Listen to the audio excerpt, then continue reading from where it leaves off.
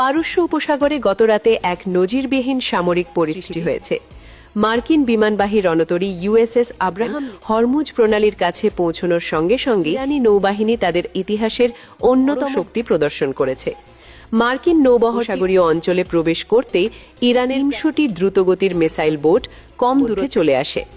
ইরানি নৌবাহিনীর এই আকস্মিকে মার্কিন রণতরী এবং এর স্ট্রাইক গ্রুপ বিব্রতকর পরিস্থিতিতে পড়ে গেছে।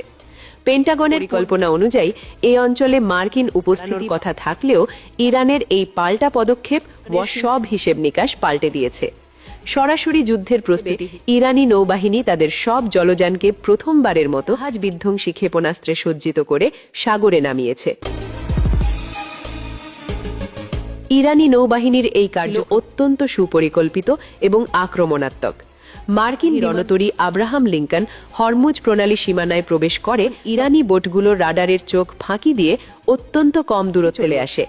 এই ৩০০টি বোটের প্রতিটি ছিল লোডেড মিসাইল বা ক্ষেপণাস্ত্র সজ্জিত।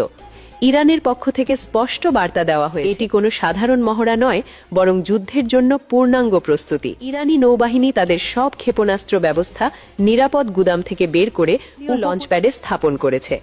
নির্দেশ পাওয়া মাত্রই সেগুলো নিম্ন প্রস্তুত রাখা হয়েছে। মার্কিন প্রেসিডেন্ট ডোনাল্ড ট্রাম্প প্রশাসন যদি কোনো বেপরোয়া পদক্ষেপ নেয় তবে তাৎক্ষণিকভাবে প্রণালী বন্ধ করে দেওয়ার সিদ্ধান্ত চূড়ান্ত করে রেখেছে তেহরান। এই পুরো অপারেশনটি সম্পূর্ণ রাতের অন্ধকারে এবং কঠোর মিডিয়া ব্ল্যাকআউটের মধ্যে। গণমাধ্যমের ইরানি নৌবাহিনী তাদের সক্ষমতার যে প্রমাণ দিয়েছে তা মার্কিন নৌবাহিনীর বড় হুমকি হিসাবে দেখা দিয়েছে। ইরানি নৌবাহিনীর এই শক্তি প্রদর্শন ইরানিদের গতিবিধি সার্বক্ষণিক ইরানিদের নজরদারিতে রেখেছে। আব্রাহাম লিঙ্কন স্ট্রাইক গ্রুপকে ইরান বুঝিয়ে দিয়েছে পারস্য উপসাগরের নিয়ন্ত্রণ ওয়াশিংটনের হাতে নেই।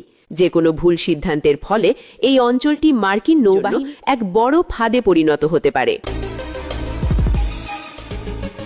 ইরানের সামরিক প্রস্তুতির একটি বড় অংশ জুড়ে রয়েছে প্রদেশের উপকূলীয় এলাকা। বর্তমানে এই প্রদেশের পুরো উপকূল জুড়ে বিপুল পরিমাণ জাহাজ বিধ্বংসী ক্ষেপণাস্ত্র মোতায়েন করা হয়েছে। ইরান তাদের ডক্ট্রিন অনুযায়ী শত্রু জাহাজ ধ্বংস করার জন্য তীব্র আগুনের হেভি ফায়ার পাওয়ার ব্যবহারের পরিকল্পনা করেছে। হরমুজের ভৌগোলিক অবস্থান এমন যে এখান থেকে নিক্ষিপ্ত ক্ষেপণাস্ত্র খুব সহজেই হরমুজ প্রণালী দিয়ে চলাচলকারী যে কোনো জাহাজকে লক্ষ্যবস্তু বানাতে পারে। ইরান ঘোষণা দিয়েছে যুদ্ধ শুরু হলে তারা অন্যতম গুরুত্বপূর্ণ এই সমুদ্রপথটি পুরোপুরি বন্ধ করে দেবে এবং অঞ্চলটিকে নিজেদের নিয়ন্ত্রণে নিয়ে নেবে। এর ফলে উপসাগরে আটকে পড়া মার্কিন জাহাজগুলোর পালানোর আর কোনো পথ থাকবে না। পারস্য উপসাগরের ৩টি দ্বীপ তম্বে বোজর্কো বা বড় দানব, তম্বে কোচক বা ছোট দানব এবং আবু মুসা দ্বীপে ইরান তাদের সামরিক উপস্থিতি বহুগুণ বাড়িয়েছে। মাস কয়েক আগেই এই দ্বীপগুলোতে ভারী সামরিক সরঞ্জাম প্রতিরক্ষা ব্যবস্থা স্থাপন করা হয়েছে।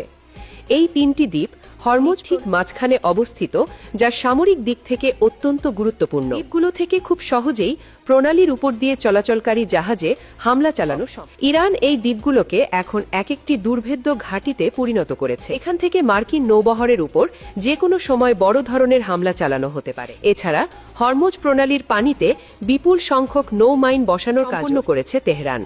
সাগরের তলদেশে বিছিয়ে রাখা এই মাইন মার্কিন সাবমেরিন এবং যুদ্ধজাহাজের জন্য এক নীরব ঘাতক অপেক্ষা করছে। ইরানের পরিকল্পনা শুধু পারস্য উপসাগরেই সীমাবদ্ধ নয়।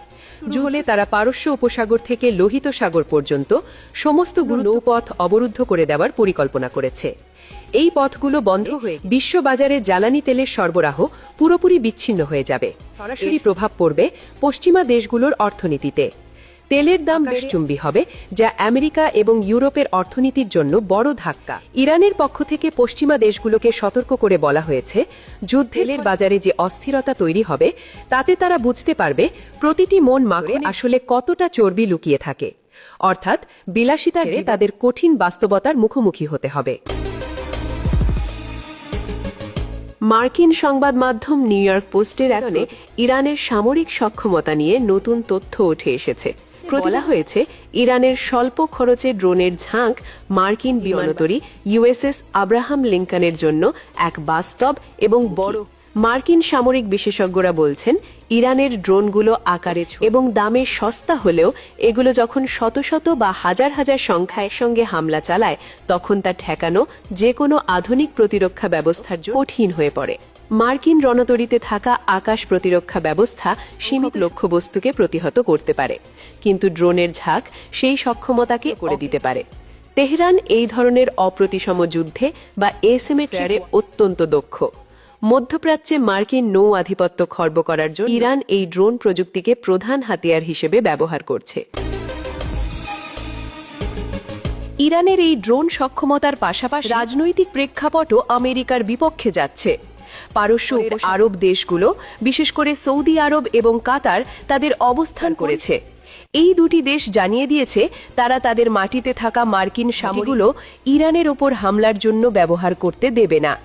এটি মার্কিন পরিকল্পনার জন্য এক বড় বিপর্যয়, কারণ স্থলভাগের ঘাঁটি ব্যবহার করলে আমেরিকাকে পুরোপুরি নৌবহরের ওপর নির্ভর করতে হবে, আর সেই নৌ ইরানের মিসাইল এবং ড্রোনের রেঞ্জের মধ্যে অবরুদ্ধ অবস্থায় রয়েছে। ফলে Abraham Lincoln career strike group এখন কোনো দিক থেকেই নিরাপদ নয়।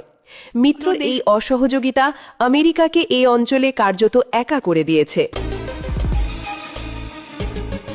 ইরান এবং হিজবুল্লাহর পক্ষ থেকে পাল্টা যুদ্ধের পরিস্থিতিকে আরও জটিল করে তুলেছে। লেবাননের প্রতিরোধ আন্দোলন হিজবুল্লাহ আমেরিকাকে শুধু সাগরে নয়, পুরো মধ্যপ্রাচ্য জুড়ে প্রতিরোধের মুখে পড়তে।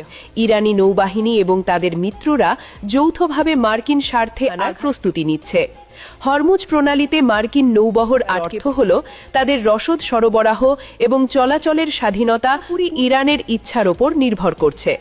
৩০০টি মিসাইল বোটের সার্বক্ষণিক এবং উপকূলীয় মিসাইল ব্যাটারির লক্ষ্যবস্তু হওয়ার কারণে মার্কিন নাভিকে চরম উদ্বেগ কাজ করছে।